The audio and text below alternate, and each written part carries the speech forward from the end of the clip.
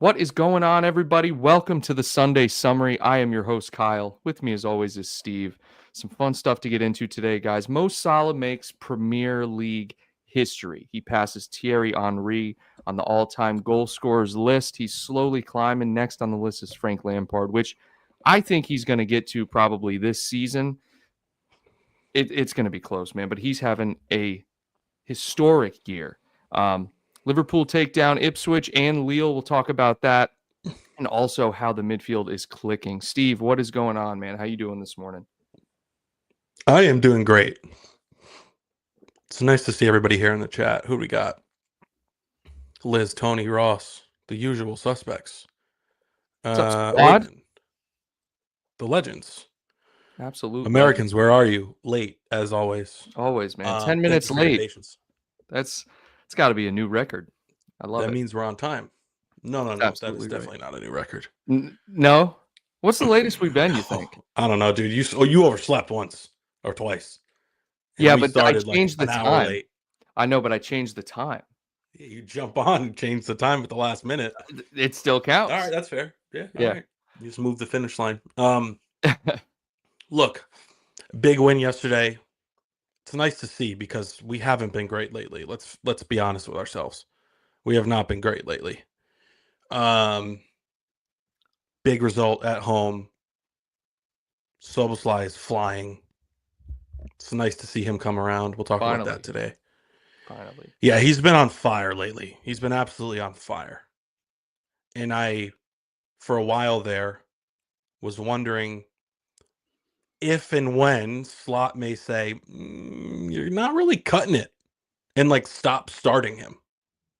But he's just kept the foot on Szoboszlai's neck to improve and just kept playing him over and over and over. And things are turning, and our midfield is ridiculous. Absolute joke how good the midfield is. Best midfield in Europe, arguably. I mean, right now, I would say, I don't even know if it's arguable. We're the best team in the world right now, statistically.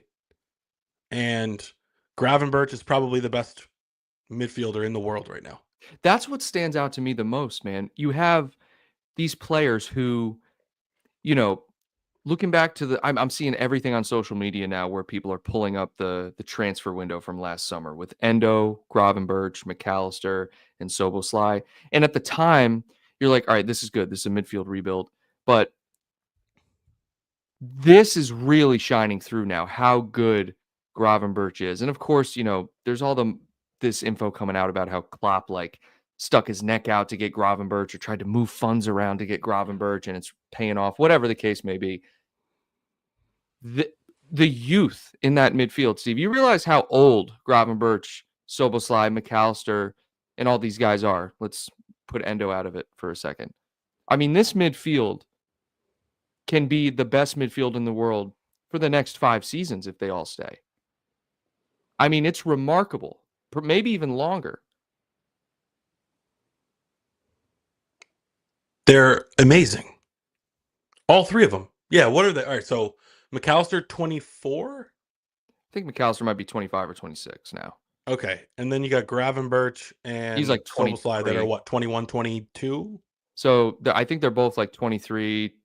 Gravenberch might be 22. Szoboszlai is either 23 or 24, but they're young. They're just so good. Let's see how old they are. Because we got Szoboszlai when he was 22. We got Gravenberch when he was 21. And okay, go ahead. Dom is 24. Yeah, Dom is 24. And then, not to mention, Harvey Elliott, Curtis Jones. Gravenberch, 22. I mean, we go from having a washed-up, old head midfield 2 seasons ago to now going down the list, and our midfield is all youth except Endo. I know, but Endo doesn't even need to be young because he doesn't play enough. He's fresh. And when he has played, let's be real, when he started out this season, everyone was like, dude, he's getting sold in January. Slot hates this guy. His last 3 or 4 appearances have been textbook Endo. Just consummate professional. He almost got his head taken off yesterday. I don't know how that wasn't a red card. But just, oh man, I love how the midfield is playing. I really do. It's so wild to me that he can be in the doghouse. It appears like with the manager and also with the fan base, of course. Everyone's like, oh, Endo's not good enough. Dude, when you watched him in preseason, he was garbage. Trash. Dog shit. Our favorite word. He was absolute dog shit. And now he has like a few good appearances and everybody loves him again. It's Dude, so hot and cold. Our fan base and fan bases in general are so freaking hot and cold. Like, we cannot forget what he just did last season, especially that performance against Manchester City. Like, he put in so many good shifts last year. It's not like he forgot how to play. Exactly. Dude, you hit the nail on the head with that. And we're guilty of it too, because we ride these waves as well. But when we say, I feel like it's more so on social media, which doesn't encompass the entire fan base. Obviously, only a certain select few are emotionally volatile and they find their way to social media somehow.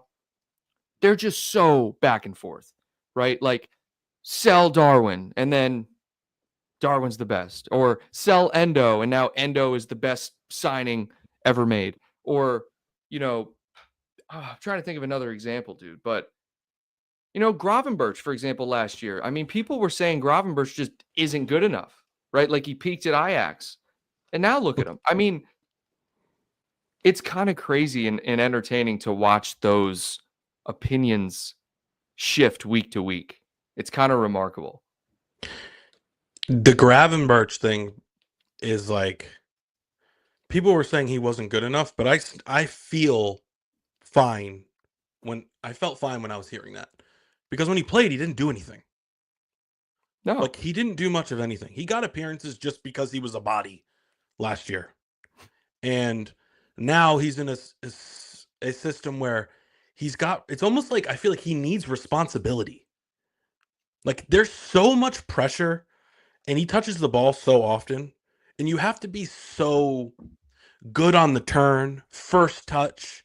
You have to be so smart. You have to be so fit that he has all those traits. And I feel like he just needed to be in a system that he's relied on more. And he's not just a sub or just a player that maybe doesn't get on the ball a ton, but just has to give you a shift, right? I feel like that's not him. I feel like he's a footballer that needs the ball at his feet. And he wasn't getting that last year. So I was fine when people were saying like he wasn't good enough, because that was based on the eye test, it was true. But anyways, that take is so accurate. It's like a troublemaker kid, right? He just has nothing to do, or she has nothing to do, and they're just causing trouble because they're not occupied. They need something to focus on. They need something to focus all their energy and attention on. And it seems like Gravenberch has found it, right? And he's a 6, dude. That's just what he is. He is such a good 6. And I think in this double pivot system, he's just found his way. I think you hit the nail on the head there. I want to go back to Liz here. Thank you very much, Liz, gifting a membership. Seems like a weekly occurrence now, Liz, so thank you very much. Shout out to Inspector Gary. Tony says football fans are... I totally just stepped on your toes there, Steve. No, that's fine. That's fine. Football fans are fickle. And I'm learning that. I have learned that. And it's an emotional roller coaster as a football fan, it seems like. You're just, you're hot and cold with players. 1 week it's this player's fault. Next week it's sell this player. Then the next week you're buying that player's kit. It's so back and forth, man. And we've seen this over the years. This is not new to us. They are so fickle. What I've always wondered is why.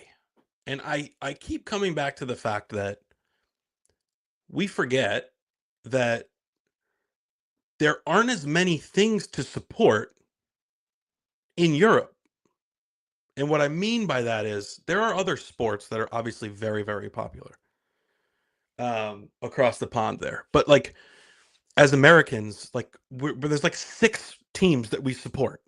Maybe not at the level that you and I support Liverpool, or like watch every match or obviously do the Sure. podcast.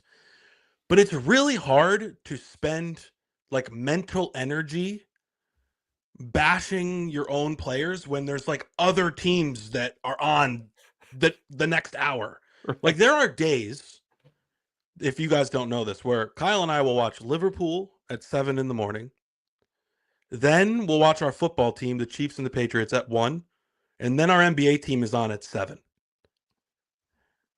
It's a lot. It's really hard to bash somebody. Now, of course, Kyle and I are the exception because this is what we do. We live in, like, we bleed Liverpool. We love it. But turning on your players after like one bad performance, or even saying like they're great signings after one good performance, is something we are totally, you do not see over here. No. Ever. No. We are way more patient.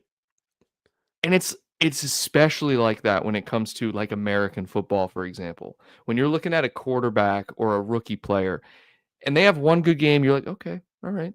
But you're not convinced by a player until you see a full season, maybe minimum half a season of like consistent play. And it's not like that with Liverpool. Dude, that's the best point you've ever made. I have to interject. That is the best point Kyle has ever made. Can you repeat that for the people? Did you say that it's not about like one performance? It's not Dude. about one performance. It's about half a year to a year of consistent performance and effort, especially when it comes to rookies in the NFL. For the NFL is a great example. For quarterbacks is a good one, right? Like, actually, that might be a bad one because there's a lot more pressure on them. But just in general, rookies need time. And let's compare it to football, for example, new signings need time. After one or two performances, people are like, oh God, this person isn't good enough, or it's just hot and cold. It's just not like that.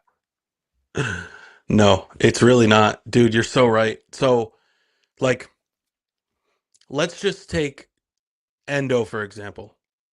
I remember the first really good shift that Endo put in last year. People were putting him up on this pedestal. Okay? Yeah. And then another good shift. So maybe he has like 3 good performances in a row. He's at the top of the world. Everybody loves him. If a new wide receiver comes in and scores a touchdown 3 weeks in a row for an NFL team, nobody cares. It's cool. You might like pick him up in fantasy or something. Sure.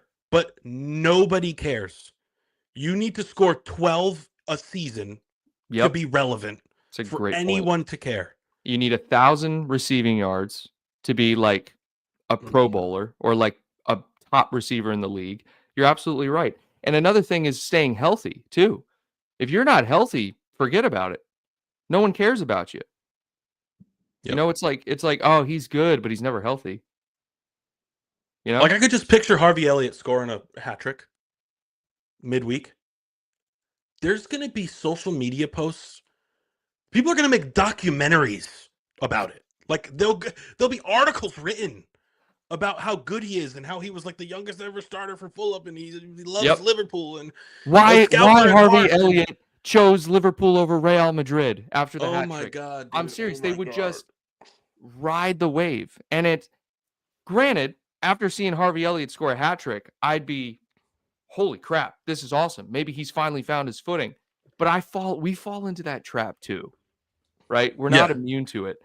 No, we're certainly not. I'm talking about the differences. Not again, we are an exception for sure. Right.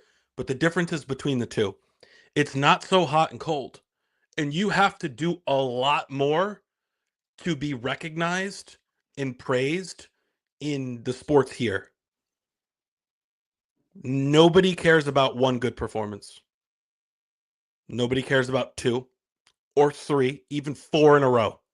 You have to do it for the entire year. You have to stay healthy. Yep. Because these guys, a lot of times, these guys are also making way more money. When you think about like quarterbacks in the NFL, NBA contracts, like there's NBA players that will make more in one game than guys on Liverpool's bench making an entire season. Yeah, it's kind of crazy to think about. So you have to deliver at a high level every single time. Every single time.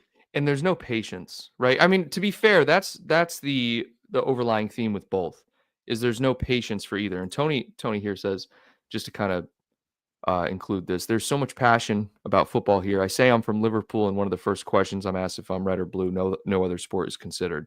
And I think we're probably a little naive, probably a lot of naive to this, just basically coding everything as saying like, oh, that's all everyone cares about. You know, I mean, it might be life. It's just a way of life over there, right? So I love it though.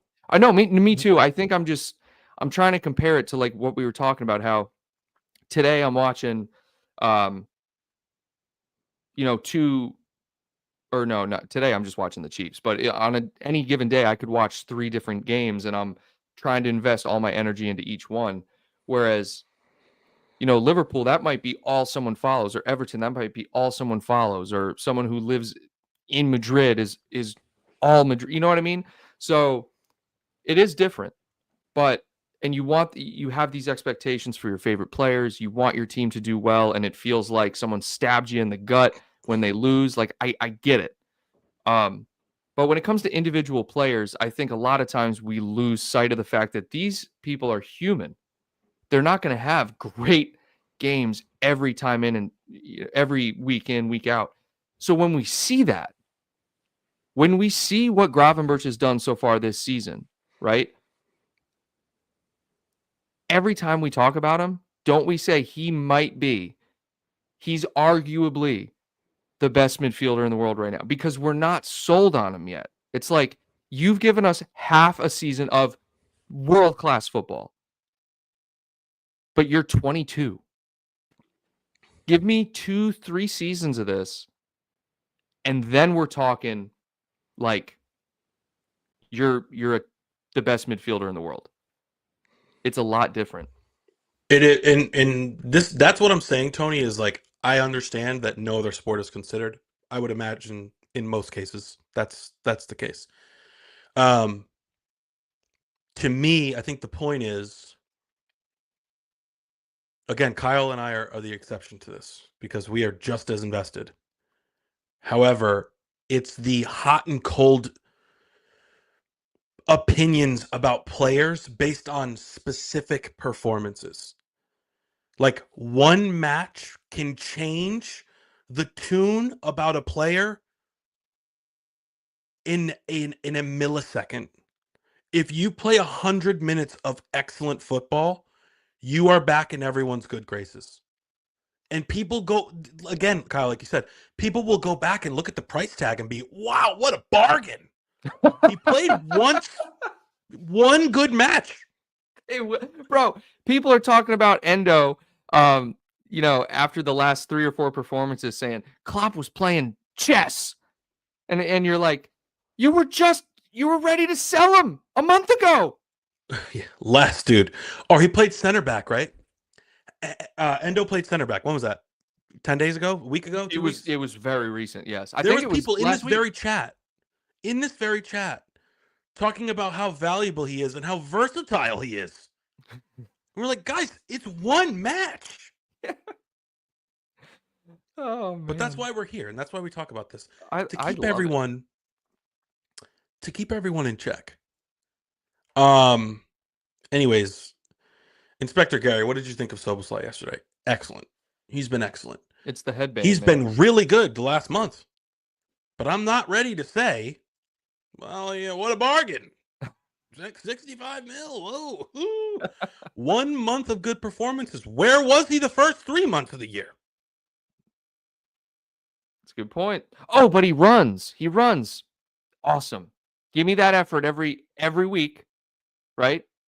That's good. That's what I want. That's what you're paid to do. I need goals. I need production from you. And that's what he gave us yesterday. I mean, he was phenomenal yesterday, man. Absolutely phenomenal. Hey, let me tie this back into Mo Salah, though, right? Because Mo Salah just made Premier League history yesterday, right?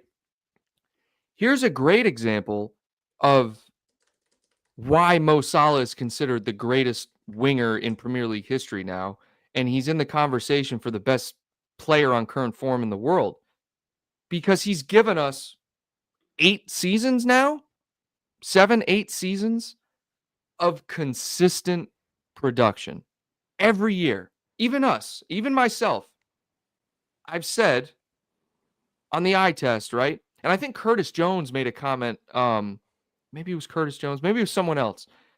Within the last week, saying that Mo Salah isn't the best footballer, but he's the most productive, or he scores goals, or whatever the case may be. That's all that matters. You don't have to look pretty, but if you're giving me 20 goals and 10 assists a season for 7 seasons straight, do what you want. I don't care what you do. I mean, I think, is that not the best example though of like, that's what makes you the best footballer or a top footballer in the world? Like, even after his 44 goal season or whatever he had, people were still claiming that he's a one season wonder. Even after his second season, they're like, nah, no, it's just a fluke. Right? So it's like there's all these differing opinions, and it's just like, dude, look at what he's done. He just passed Thierry Henry. Thierry Henry, who's pretty much universally accepted as one of the best forwards the Premier League has ever seen. And Mo Salah just passed him. And he's 7 behind Frank Lampard. No, he's 1 behind Frank Lampard. 1 behind he's Frank 7 Lampard. behind. He's That's what 8 behind Aguero. That's what I meant. And 10 behind, or 11 behind Andrew Cole. It's unbelievable what Mo Salah has done and continues to do. And the fact that Kyle, he's number 10 in all-time Premier League assists. Did you know that? That's the craziest thing. He will pass Milner, if he stays. He will pass Milner, Steven Gerrard, David Silva, and Dennis Bergkamp. Okay. And maybe catch Lampard and Rooney. If he signs a new deal, he should catch all of them. Can you say that again? Mohamed Salah is 7th in goals. He will soon be 5th in the next couple months. And then he will pass Milner, Gerrard, David Silva, and Dennis Bergkamp in assists, guaranteed if he signs a new deal, and probably also pass Lampard and Rooney. So he would be 4th in assists, and he'll probably get to 3rd in goals. Maybe 2nd. It's one thing. He would have to stay for at least another 3 years to catch Harry Kane. And then Allen, he might have to play till he's 40 to get to Shearer. The fact that it's one thing to score goals, right? It's one thing to score goals, but to do the assists too, right? While you're taking all this criticism and there's so much speculation surrounding you leaving. There's been speculation surrounding Mo Salah leaving for 6 straight years, Steven. Like, Mo's going to Barcelona. He's going to PSG. He's going to Saudi. This man, I mean, oh my God. I've been critical of Mo Salah in the past. And it's always been because of the eye test. I look at Salah and I'm not thinking to myself, this guy is a great dribbler. This guy is, has finesse. He's very technical. I'd never think that. We've talked about it before. He's very direct. He'll just pick the ball up, maybe give you a little shimmy and try to just burst by you with speed. But he makes quick decisions. He's in the right place. He finds his teammates. I mean, he just gets the job done, and he does it consistently. We're so lucky to have him. It's unreal. I don't think we realize what we're witnessing. No, I know. And I feel like I have these conversations every day and read articles every day and see toxic comments every single day about people saying that his football is not as pleasing on the eye as these other players. We know that, but who cares? Like, do you want to watch a guy do step overs and nutmeg people constantly, or do you want your team to freaking win and have a guy that puts the ball in the back of the net and that is always available? If I hear Eden Hazard mentioned in the same conversation That's what it was. ever again, I just will not engage with that person. We're not doing that. You want to still have the Henry discussion? Sure. Henry was amazing. Incredible. But if Mo Salah signs this new contract, Henry's not even going to be in the rear view mirror, statistically. You're not even going to see him anymore. See you later. And Mo Salah signs a new deal, continue to get more trophies. We're talking about him as a top 5, as the best Premier League player ever. He will be in that conversation if he signs a new deal. And maybe a top 5 footballer of all time. I think that's a very good take. There's so many different variables in the all-time conversation, right? You got Messi, Ronaldo, and then you got all the other guys that played a long time ago. Some people value like the Pelés, some people the Maradonas, some people don't like to have them in the conversation. I don't know how to approach that, but all I know is modern day football, Mo Salah, I don't think there's anyone I'd rather have unless we're talking about Ronaldo or Messi. I don't know if there's anybody I'd rather have. I don't think there is. And I've seen tons of things online recently. I don't know why I'm seeing this. It's mainly on YouTube, but a lot of polls saying who would you rather have in your team right now? And it's like Mo Salah, and then there's like some other names in there, like I think Martin Odegaard was in there. Who's the guy who's the winger that plays for Arsenal, dude? Saka. Thank you. Saka, Vinicius, and like Mbappe, right? And I'm like, first off, I'm like, what is this list? Why is Saka in here? And why is Odegaard in here? But then I click on Salah, right?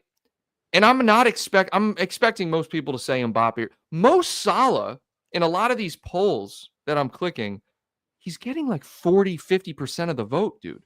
Like, people recognize how good he is. But the media will make you think Vinicius is the best player in the world. Mbappe is the best player in the world, which arguably you could say, right? You could say, but you can't forget. You cannot forget about Mo Salah. But I want to go back to what you said about Eden Hazard. That's what Curtis Jones was talking about. I think, and I'm almost positive it was Curtis Jones saying that if we're talking best footballer, I think I put Eden Hazard over Mo Salah, but Mo Salah continues to score goals and get assists. So he's basically confirming what we're all thinking, that maybe on the ball, Eden Hazard is a better footballer. But then you take a look at the stat sheet, and he doesn't even sniff Salah's boots. Doesn't even sniff his jockstrap, Steve. If that's even a thing anymore. Can I say something? Of course you can. Okay. Last year, Vinicius, I mean, I think he should have won the Ballon d'Or, but I don't care about that. Who won the Ballon d'Or? Rodri. Vinicius, listen to me. Vinicius had 15 goals and 5 assists in La Liga last year. Mo Salah already has 19 and 13 in a better league this year at a much older age. 23. So we're talking 4 more goals and 8 more assists, and we're barely halfway through the season. Vinicius Jr. was a Ballon d'Or frontrunner or top 2 contender. Okay? This is why those awards suck. Because if you don't win trophies, you don't even in the conversation. Right. But Danny Carvajal was in the conversation because he won all these trophies. Nobody cares about Danny Carvajal. He's like the 4th best defender on that team. He's trash. He's trash. Nobody cares about him. I'll never These forget. awards suck. Dude, I'll never forget. It was like 6 months ago. And you said to me, I was like, who do you think will win the Ballon d'Or? And you were like, I think, Mbappe's in for Vinicius Jr. And then you said, I think Carvajal will be in the running too. And I about shit my pants. I was like, what are you talking about, Carvajal? Right? I was like, I forgot he was a player. And you're like, yeah, but he has all these awards.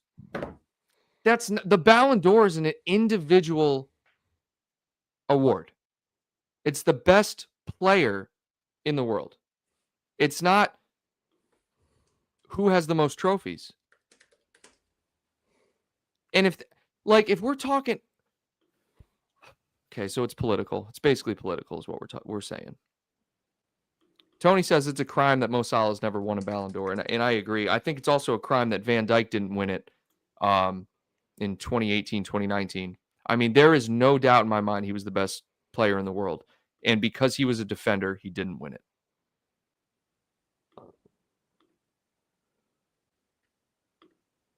What's going I'm looking through at our head? stats. Yeah, what are we looking at? I don't want to get into the Ballon d'Or stuff. It bothers me. No, it really does. I don't want to go down that rabbit hole either. I do want to like Messi won it in 23. Stop. You're doing it. I don't want to go down this rabbit hole. Because of the freaking World Cup. Stop. It's ridiculous. Okay. After he retired 4 fucking times. He's a crybaby. He retired from Argentina 4 times in 4 years. And then he was like, I'll come back for the World Cup, I guess. Prime Origi was so much more impressive than Vinny. Might be the hottest take you've ever had. But hey, I'm here for it. So this is how the awards are, just so you know. Stop. I don't want to do this. Julian Alvarez won the World Cup. Who the hell is Julian? Oh my God, I forgot about him. Okay, so this is a perfect example. Yeah, who is he? Forgot about him. He won the World Cup. He won the Premier League with Man City. And I think that was the year they won the Champions League. 2 seasons ago, right? Man City, yes. Yeah, okay. He was getting votes for Ballon d'Or, Kyle, and Player of the Year and all of these different awards. You know, there's like 10 of them.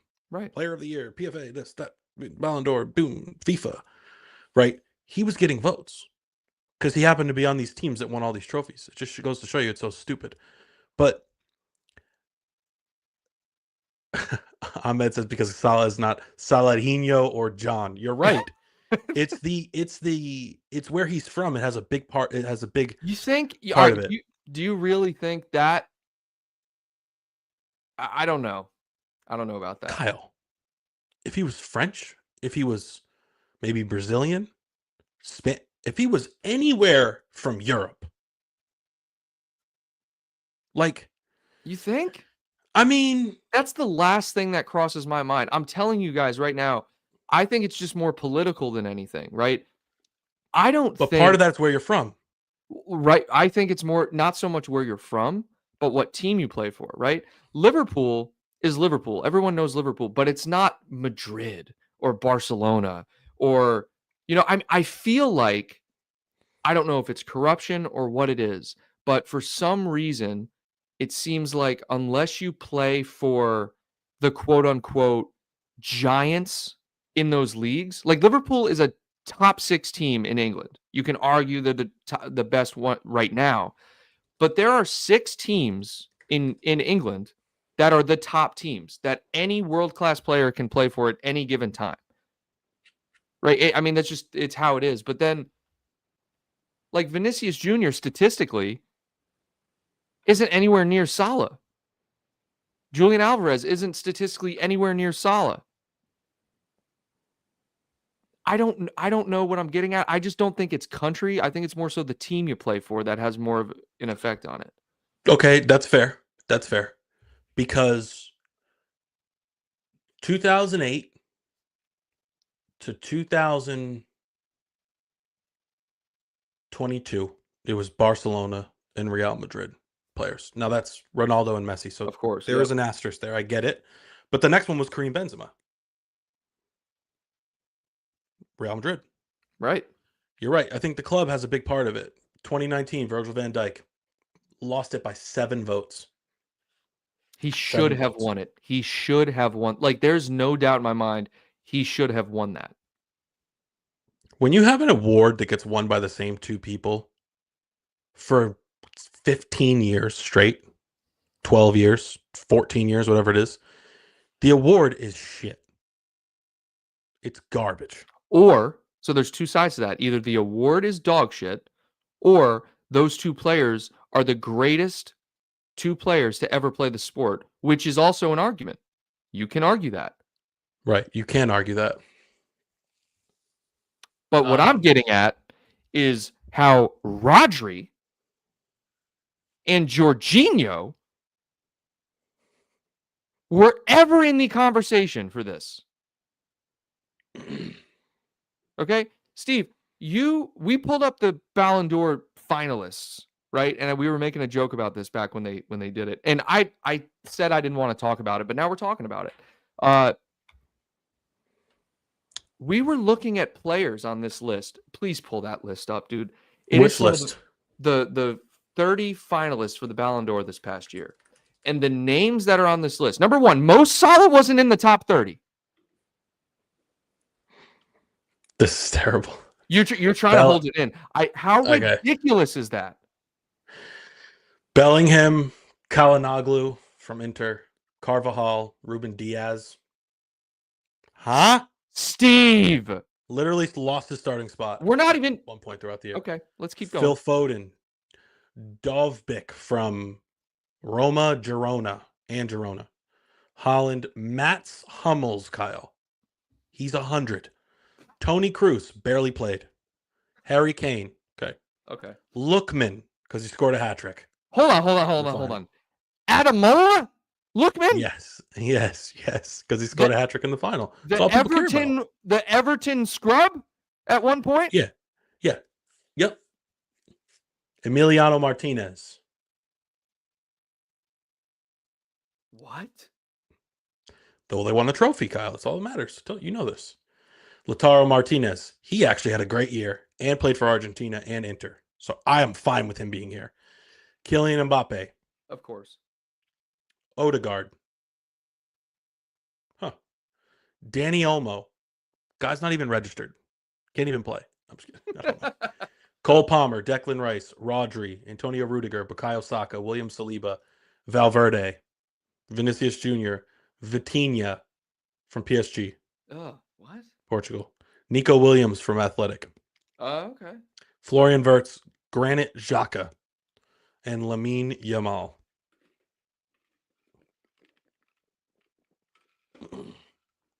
Oh my God. I didn't see. I must have missed Mohamed Salah and Virgil van Dijk. Where are they at? I think you missed Trent too.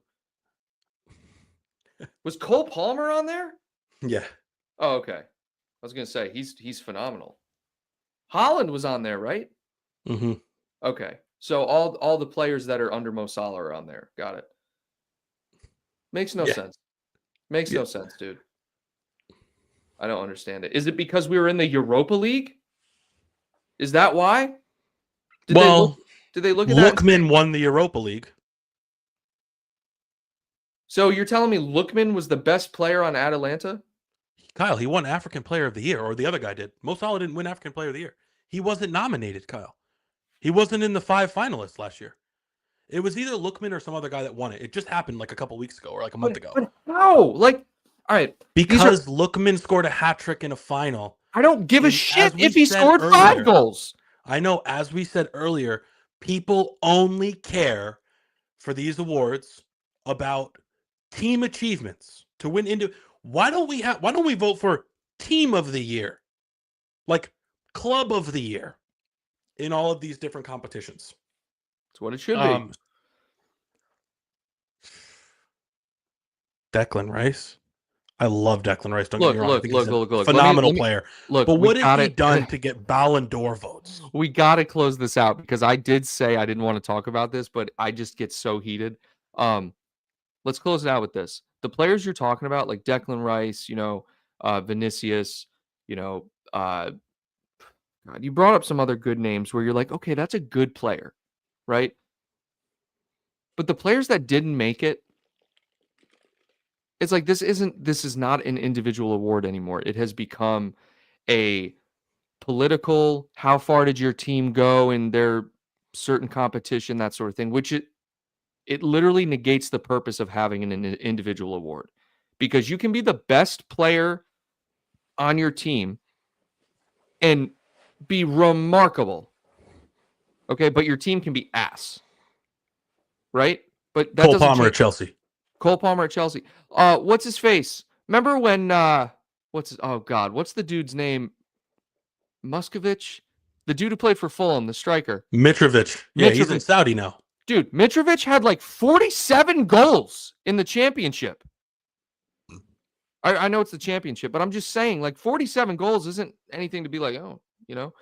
So I want to close it out with that because that got me really heated. That gets my blood pumping here. So Liz says it's a public relations award. So we can look at it that way. Okay. Well, BRB. Continue without me. So looking at the Premier League itself this season, right? Liverpool are heavy favorites now to win it. Right? We took out Ipswich yesterday, who are in a relegation battle, and there was no chance. Let's be honest, to be respectful to Ipswich, there was no chance of them winning the match yesterday. There wasn't, right? I mean, they're not a good team. And you have teams like this that make the jump to the Premier League, but either they don't have the funds or they don't have the pull to acquire enough talent/assets to keep them up. And when you go and play Liverpool at Anfield in the form they're in right now, you get smashed like you did yesterday. Now, that puts Liverpool top of the Premier League table. They're also undefeated in the Champions League. And they are favorites to win the Champions League, but not by a lot. So we're looking at a team now that, for the most part, has been injury-free, right? For the most part, we've had some guys that are out. But you're looking at a team now that is buying into Arne Slot and dominating teams with this style of football. And so then the question becomes, if everyone stays healthy, who can stop Liverpool? Nottingham Forest is apparently the only team that can stop us right now, okay? Which is kind of funny because they just got blown out by Bournemouth. Like, blown out. Shutout, in fact. And I look at, the Champions League format now, and welcome back, Steve. Thank you. I look at the Champions League format now, and I actually feel as if it's better because you're not having teams like, let's just say Liverpool and Man City, for example, if they got drawn in the same group, which I don't even know if that's possible. They'd be taking on like Slavia Blahad from Armenia and a Croatian team that no one's ever heard of, or Sheriff, right? It'd be Man City, Liverpool, Sheriff, and Slava Prague in the group. And you're like, all right, well, we know who's making it through that group. With this new style, you're looking at Man City, who can't buy a win. You're looking at teams that are actually struggling because there's a bigger pool of quality teams to play against, and it's more of a test to those teams. And that it's almost purely, it forces you to be the best team, right? You can't get lucky in the group stage and get a lucky draw, that sort of thing. You have to play every team in that particular group, and it forces you to be consistently better for longer, right? Liverpool have won 7 straight games in the Champions League. They are favorites, right? But they could still draw Juventus, Madrid. There were other, I think Barcelona, and there was one other team that they could draw. Maybe Munich. And considering in the past, if Liverpool finished top of their group, they're getting lucky and drawing a Benfica or a Milan or a Salzburg, right? It's like, well, dang, well, they kind of have an easy road to the last 8 now. They're not really getting challenged. And this is now pure European football. It's like, okay, you're forced to be the best team. And that's what I love about the new Champions League format. And then if we go back to the Premier League, and I was just telling everyone the only team that can stop us right now is Nottingham Forest, and they just got destroyed by Bournemouth. So dude, we're favorites right now with everything. It's been that way for a long time. I'm loving this. Like, I love how, if we say injury-free, the kind of football we're playing, dude, there's very few teams that could stop us. I want a little bit more cushion. Right now, I think we're up 6 points with a game in hand, so let's consider that 9. But I want to be up 9 with a game in hand. I want the gap to be 10 or more, or 9 with a game in hand. I mean, So the a bigger the better. potential gap of double digits. That's what I want to feel comfortable. If you have a gap that's a little bit bigger, it could get to the point where you could even focus a little bit more on the Champions League. I hate to say that, but it could. Well, I think that. So, because what's our schedule looking like for the Premier League? We have our schedule's not that bad right now. Okay. Bournemouth and City, I think, are in the next 5, but City's the 5th. And I think we'll be fine with Bournemouth. So, Ross, I've been seeing this everywhere. A lot of people are saying we got to be scared of Bournemouth. And look, I don't care how well a team is playing. And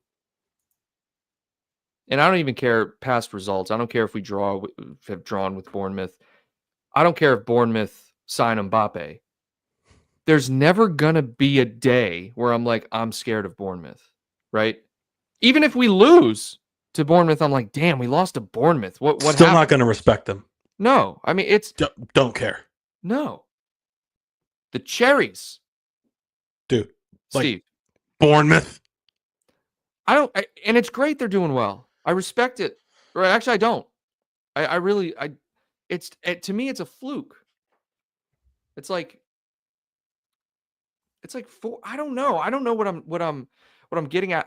If I'm looking at a lineup or if I'm looking at a match and I see Bournemouth or Nottingham Forest, I'm like, all right, this is one of those games where we got to be careful. They're in good form, right? If we bring our A game against their A game, we're going to destroy them.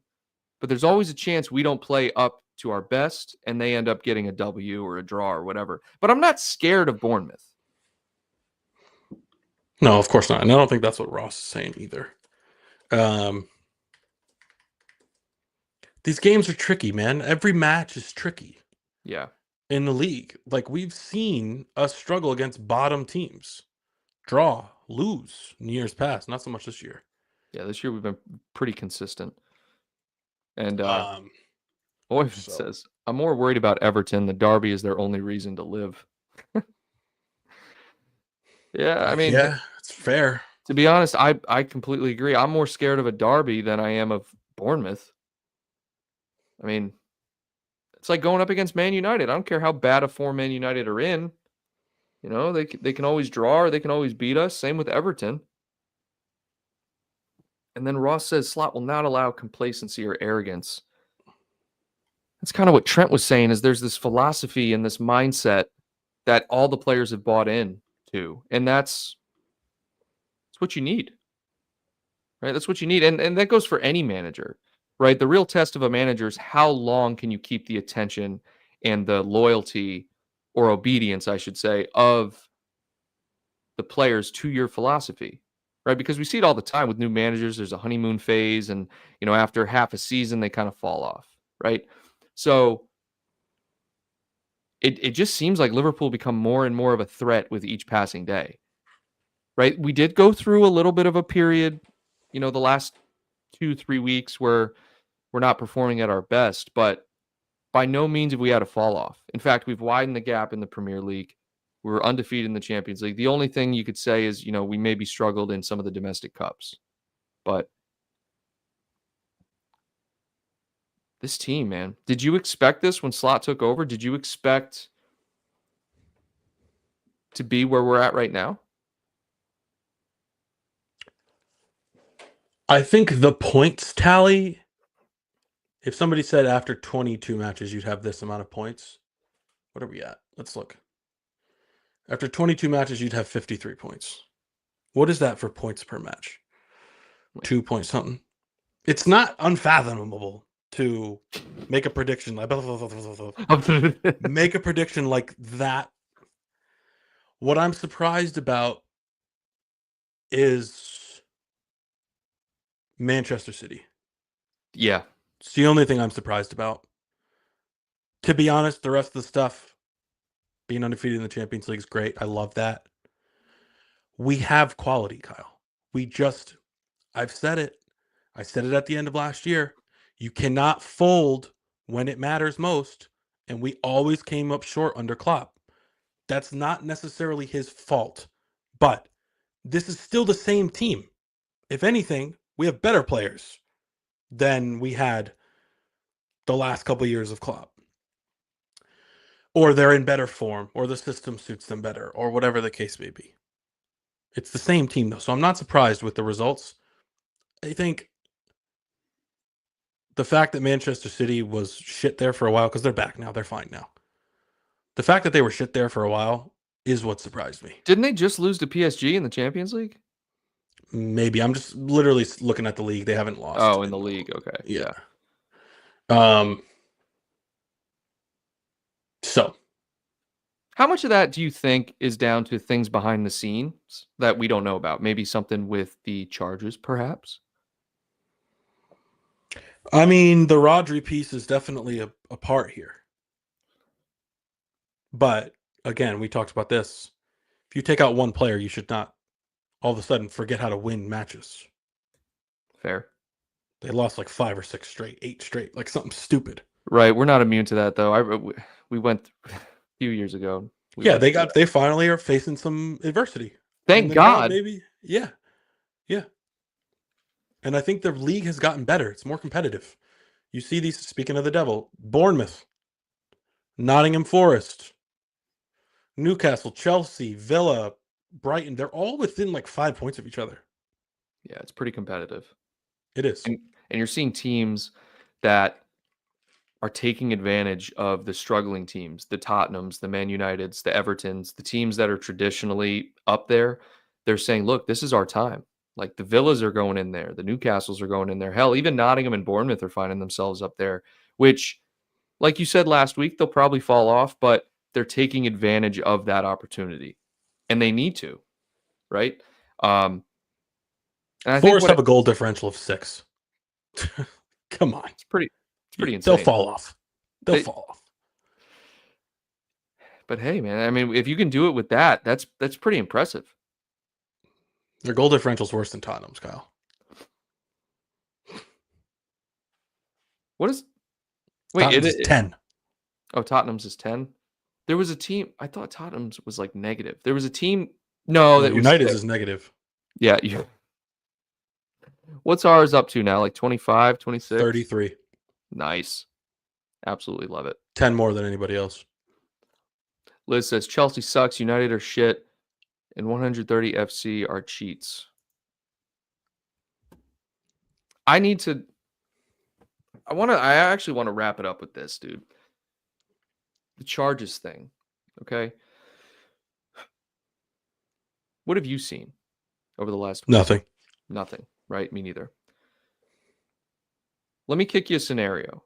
Okay, and then we'll talk about the opposing scenario. Say season wraps up, charges are dropped, City are fined, I don't know, let's just say 100 million, right? Really nothing to them. Fine 100 million, though.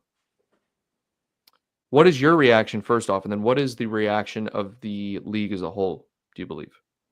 I'll be personally heartbroken and lose faith in the sport, the league, the politics. I will still love Liverpool, of course. I will still watch the matches, but that will hurt me personally for a very long time, and I would hope that others would feel the same. Very, very just discouraged and disappointed in the integrity of the game, because it makes you wonder if you're allowed to cheat and you don't suffer severe consequences. Because, again, the only thing, Kyle, that these owners have is money. That's all they have.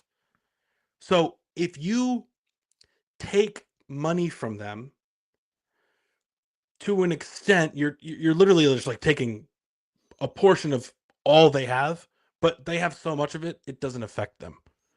These people, this club needs to be punished, because there's never been a situation in the history of the earth, and I'm just guessing at this, but I feel like this is a pretty confident guess, that 130 charges have been brought upon an individual a corporation, an organization that have all been false. People don't make up charges, let alone 130. So it will just further confirm the corruption that is in the sport, in my opinion. And I'll be very, very disappointed. I really want to know what people think.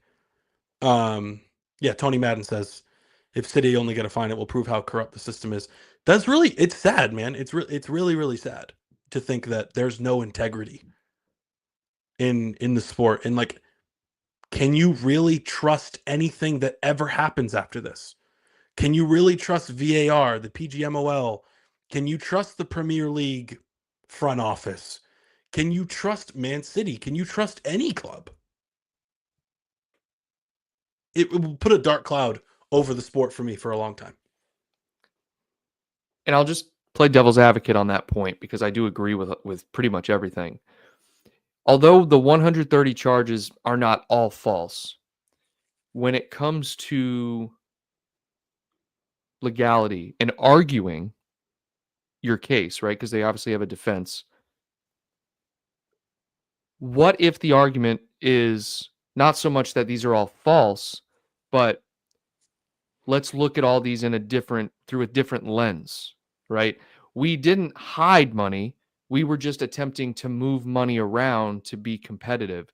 And we accidentally, let's say, did this and it was illegal, or we didn't know it was illegal, or that's not how we do it in our country, or, whatever the case may be. How much of that defense, if the outcome of it is just a fine, do you think is understandable, let's say?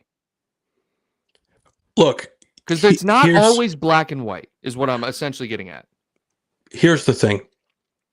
If I kill somebody, but I didn't know that it was wrong to kill that person, I'm getting the same sentence. All right, so let's take ignorance out of it then, because that's a bad example. But that's a good example, though. But an accident. No, right. So you kill someone, right? You kill someone. Some of it could have been an accident. Right. It's not black and white, right? You didn't just take your gun out and shoot the person, right? Mm-hmm. And this, let's. I don't want YouTube to get mad at us, so let's use a different example. You steal a bike, right? You make the decision, steal the bike, you steal the bike, right? But what about all the other factors, right? Were you running from someone who's trying to kill you and you needed to get away? Something like that, right? Your family's starving, you stole the bike to sell it, right? The old riddle, would you steal bread to feed your family? That's all being brought up in court. My problem is we don't know any of the details. Like, I want details. I want to know what the charge is and what their defense is. But I don't know if in our country, can't put it public, Kyle, because then there has to be a sufficient punishment. And there's a court of public opinion. There's a court of public opinion. But my thing is, here in the States, there's a Freedom of Information Act. You're allowed to get all this information. I don't think there's anything like that over there. But I'm not going to speak on it because I don't know, but I haven't heard enough to think that there is. There needs to be some transparency because there's only two outcomes. Either they get off or they don't, right? Regardless of the fine or whatever. If they get off without some satisfactory punishment, okay, there will be a dark cloud hanging over the league forever. And what you said is accurate because everyone will look at the league as corrupt / hypocritical because Forest and Everton were punished. Okay? City are facing astronomically more charges and therefore should face astronomically more severe punishment. If it doesn't happen that way, not only will the fans have an uprising, I'm telling you, all the owners will have an uprising. It's going to be bad. And I think if they don't get punished, you watch. The Man City owners will sell the team. You watch. They will sell the team. So. And thank you for the super chat, Liz. Yes, thank you. Tony says you can get the information, but not during the trial. Here's something for you. Here's a fun fact. Trials in the United States are on TV. Unless, okay, they are. Unless, though, they have something to do with the government, right? Look at a great example is the Like Epstein. national security, matters of national security. Well, the United States is hypocritical with this too, because if it's an OJ trial, everything's broadcast. If it's a Johnny Depp thing, everything's broadcast. Yeah. The second you bring any sort of government conspiracy involvement into it, i.e. the Epstein thing, oh, it's a closed courtroom. Nope, you're not getting any information. Well, they can choose to have it televised or not. I think it's the defendant has the choice. Oh, okay. So, but either way, what I'm saying is, even if it wasn't on TV, you're getting reports of what happens in that courtroom in the newspaper and news articles every single day because it is transparent in most cases. Kyle, we're talking about a sport here, right? This is not national security.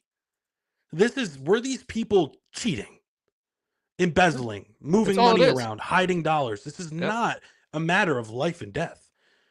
However, the passion that goes into the sport, it deserves transparency because the sport is nothing without us, without supporters, without people that just absolutely love the game and love to head to the stadium on a Saturday morning or head to the pub and have a pint for the last 60 years. That's what it's for. Without those people, the sport is nothing. Kevin De Bruyne and Mohamed Salah would not show up in groups of 11 and play each other if they didn't get paid and if it wasn't on TV and if there were no fans. Like, they would have other jobs. So there should be transparency because the people that even allow these clubs to generate money are the ones that don't know what's going on, but they're the ones that are paying for tickets, for merchandise, all of that stuff. And not so the only fact that nobody really knows what's going on is the most frustrating part because you're right, Kyle, the court of public opinion is very strong. If we knew that things were leaning towards maybe just a fine, there'd be an uprising, dude. Yep. There would be chaos in the streets.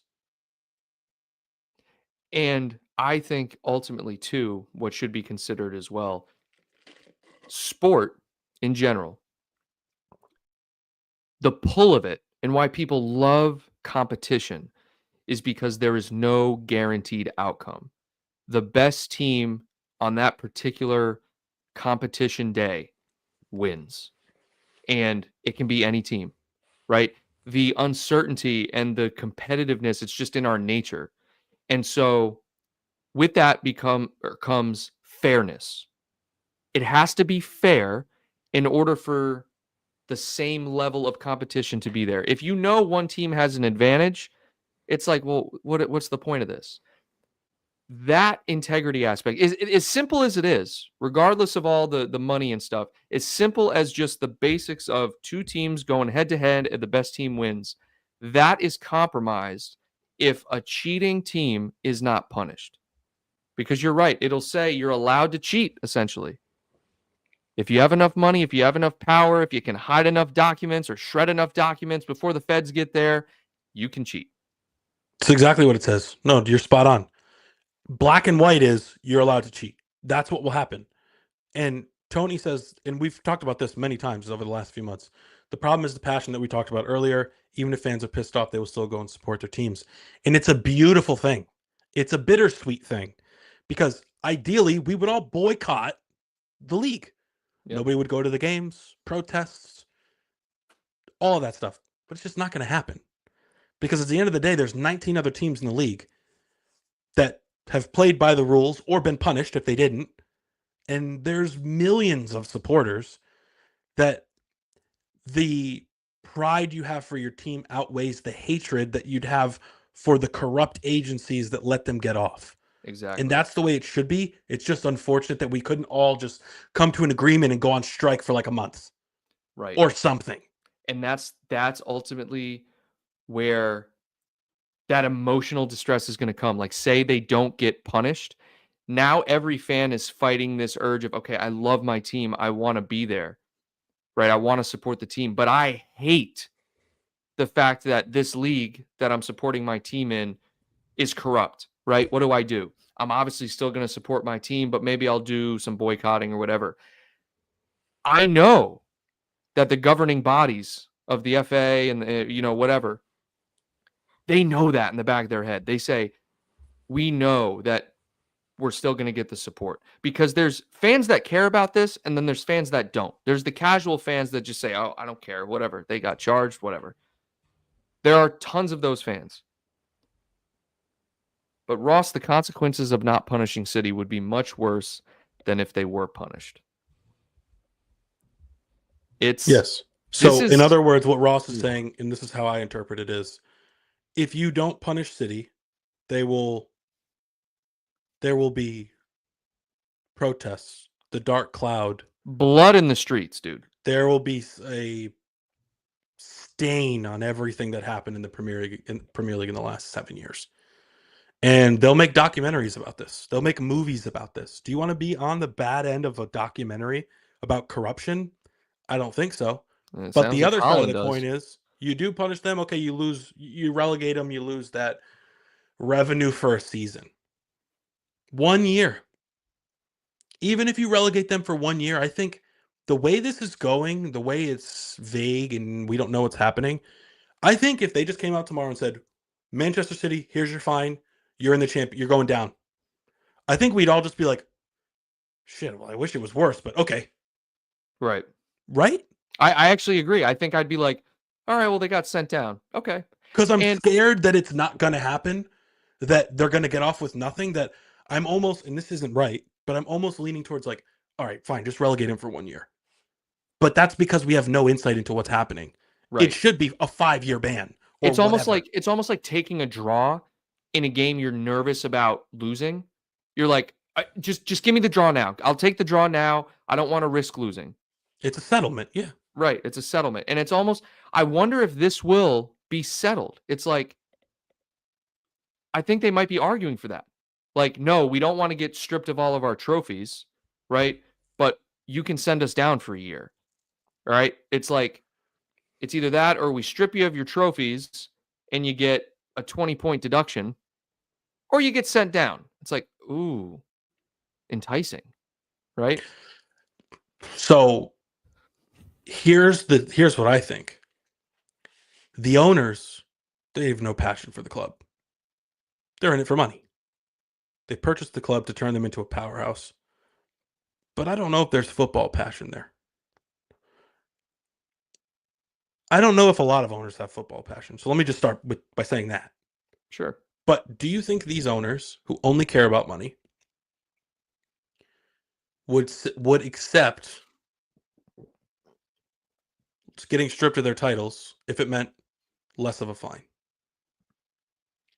Like $1 billion is the fine on the table, or you get stripped of your titles. So here's, to answer your question, this is where I think selling the club comes into play, right? Because if you accept stripping of all the titles and less of a fine, the fans, Man City fans, will never support you again, so you have to sell the club, right? However, if you keep the titles and you accept that, really, I think at the end of the day, they're going to have to sell the club anyway.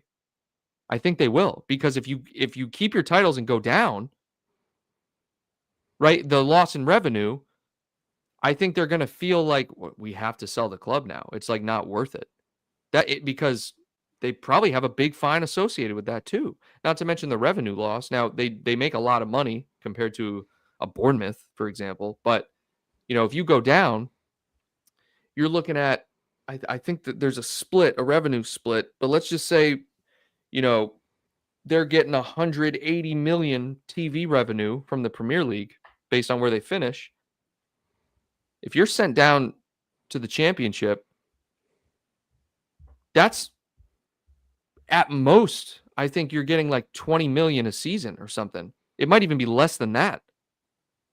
So these are all things I think about. And I just think ultimately at the end of the day, once this is done, I will be very surprised if they are not forced to sell the club, whether it's because of the public opinion of the fan base or monetary reasons. I think that's ultimately what's going to happen.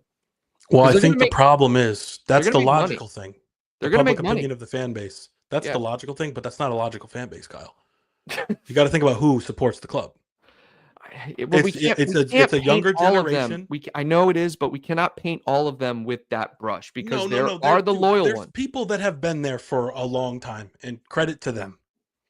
They've been through thick and thin, right? But a lot of what you're seeing is a younger generation. There's obviously less passion there. You look at the parades, Kyle, they're empty. If I hosted a parade in my neighborhood today, there'd be more people there to support me just for having a random parade than there is. Hell yeah, there would. At those city parades, dude. Hell yeah. That's all I got, man. You've upset me now. I know. For the rest of the day. We've upset each other because we talked for like 20 minutes about the Ballon d'Or, and then we talked for another 20 minutes about this. And dude, at the end of the day, I'm just thinking like I'm enjoying everything with Liverpool. Like everything right now with Liverpool is very positive. But then you have all this other stuff going on. And it's almost like we're searching for things to be pissed off about. And I don't like that. Because Chelsea's somewhat good again, so we're not pissed about Chelsea anymore. They've won one of their last 5 in the league. They kind of suck again, which is great. Oh, they suck again? We suck again! They suck again, dude. One of their last 5 they've won. That's kind of crazy. I didn't know they were that bad. Jordan Welch in here, man? Jordan Welch says, personally, I think City might take a transfer ban, not get relegated. That's another thing we forget to think about is Chelsea got a transfer ban for 2 transfer windows. That's a very likely possibility, like a transfer ban for. Well, that's because they just bought 3 players. They just filled all their holes. So why do they care? No, I know they were planning ahead. Planning ahead, knowing that they're not going to be able to buy anybody this summer. It'll be like a 1-window transfer ban, Kyle. Don't say that, bro. Don't say that to me. Steve, closing thoughts. I want to win the league. That's all I care. That's all I care about. God, I want to win the league. I want to win the Champions League so bad. I want to win both, but I want to win the league really, really bad. Way more than the Champions League. Well, I think the Premier League would mean more considering the last one we won. It was COVID. Even I feel like it wasn't a true win. Don't you dare. I'm serious. I know we were up by 40,000 points at Christmas, but it wasn't the same. Like it wasn't the same. This one, the magic will definitely be there. I'm telling you. I'm gonna feel it. Champions League, though, dude, how can you the best in Europe? The best in the world? How can you compare? You can't. You can't. That's hard my to win the closing Premier League, thoughts, though. man. That's my closing thoughts. Great show today, guys. Thanks everyone for their input. Shout out to all of our channel members, and thank you for the super chats from Liz and again all of our channel members for supporting the show. Thank you, guys. Hope to see you next week. And until then, Reds, take care.